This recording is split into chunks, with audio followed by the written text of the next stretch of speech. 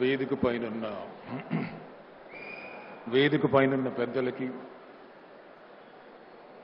రామోజీరావు గారి కుటుంబ సభ్యులకి అందరికీ నమస్కారం. రామోజీరావు గారు మా నాన్నగారికి బాగా ఆప్తులండి. ఆ క్రమంలో వాళ్ళు తరచూ కలుస్తుండేవాళ్ళు. ఆ క్రమంలో నాకు చిన్నప్పటి నుంచి పెద్ద ఆయనతో పరిచయం, రామోజీరావు గారితో పరిచయం. ఎందుకో ఒక 6 నెలల ముందు, ప్రాబబ్లీ ఐ థింక్ 6 నెలల నుంచి 9 నెలల ముందు నాకు ఒకసారి అనిపించింది రామోజీరావు గారిని కలవాలని, ఆయనతో ఒకసారి మాట్లాడాలా అని. అప్పుడు ఈటీవీ హెడ్ మా బాపినీడి చౌదరి గారితో కలిసి, సార్ రామోజీరావు గారితో ఒకసారి కలవాలని ఉంది సార్, కానీ 5 నిమిషాలు 10 నిమిషాలు కాదు, ఒక 3-4 గంటలు మాట్లాడాలని మనస్ఫూర్తిగా తృప్తిగా ఒక 3-4 అవర్స్ మాట్లాడాలని అనుకుంటున్నాను సార్. అర్జెంట్ ఏం లేదు సార్, ఆయనకి ఎప్పుడు కుదిరితే అప్పుడు చెప్పండి సార్ అంటే ఒక 2 వారాల తర్వాత నాకు ఫోన్ వచ్చింది, రమ్మన్నారు. నేను వెళ్ళేటప్పుడు మా పాపను కూడా వెంటబెట్టి తీసుకొని వెళ్ళాను. I took my daughter along. తీసుకొని వెళ్ళి పెద్ద ఆయన దగ్గరికి, రామోజీరావు గారి దగ్గరికి తీసుకొని వెళ్ళి పరిచయం చేశాను. సార్ మై డాటర్, మా పాపకి, నా కూతురికి మీ బ్లెస్సింగ్స్ కావాలి సార్ అని అన్నాను. Such a man with such big stature. ఆయన వెంటనే పాపని దగ్గర తీసుకొని పక్కన కూర్చోబెట్టుకొని హీ టోల్డ్, జీవితంలో ఇంటెలిజెన్స్ కన్నా కూడా హార్డ్ వర్క్ అనేది, కష్టపడే నేచర్ అనేది చాలా ఇంపార్టెంట్ అమ్మా. ఇంటెలిజెంట్ పీపుల్ అయినా ఫెయిల్ అవ్వచ్చేమో కానీ కష్టపడే వ్యక్తులు ఎక్కడా నష్టపోయిన దాఖలా అనేది లేనే లేదమ్మా. నేను కూడా జీవితంలో చాలా కష్టపడి, చిన్నప్పటి నుంచి కష్టపడి పైకి వచ్చిన వాడిని. అందుకని ఆ కష్టాన్ని ఇష్టంగా చెయ్యి, అంతేగాని ఇబ్బందికరంగా ఫీల్ అవ్వద్దు. సో కష్టపడమ్మా అని ఆయన చెప్తుంటే మా పాపకి ఆయన ఏంటి, ఆయన స్టేచర్ ఏంటి, ఆయన వ్యక్తిత్వం ఆకాశం అంత ఎత్తండి. ఆయన ఆలోచన ఇస్ సో డీప్, సముద్రం అంత లోతు ఆయన ఆలోచన, డీప్గా ఆలోచిస్తారు.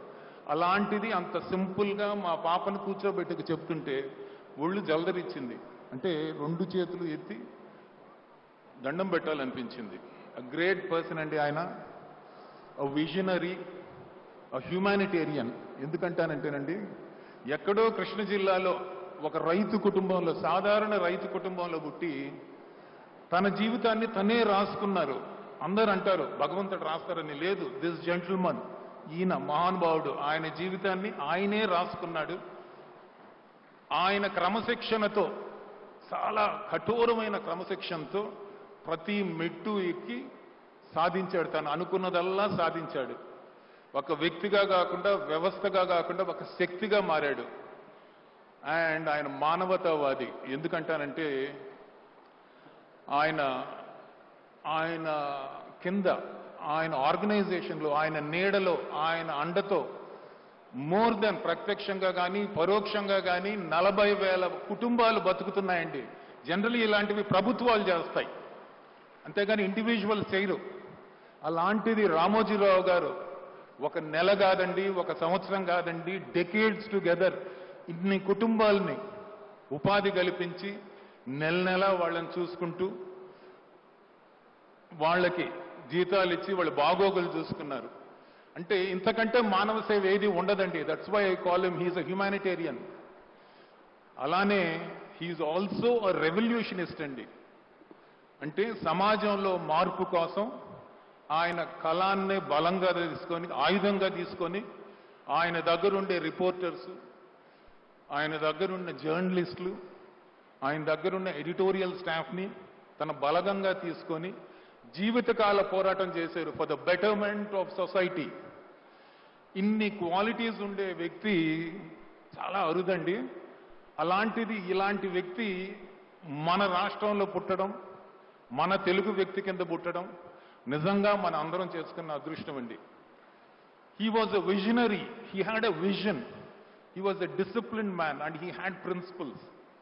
His vision is still relevant. అంటే మన రాష్ట్రానికి, మన తెలుగు జాతికి, మన ప్రజలకి ఆయన విజన్ కానీ, ఆయన ప్రిన్సిపల్స్ కానీ చాలా అవసరం అండి.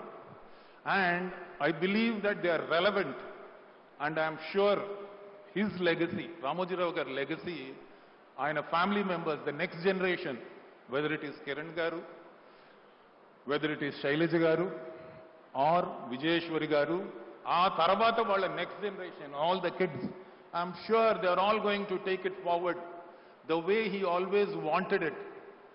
And I pray to God that he is going to live for a long time, even after his death. We'll all be remembering him for a very long time.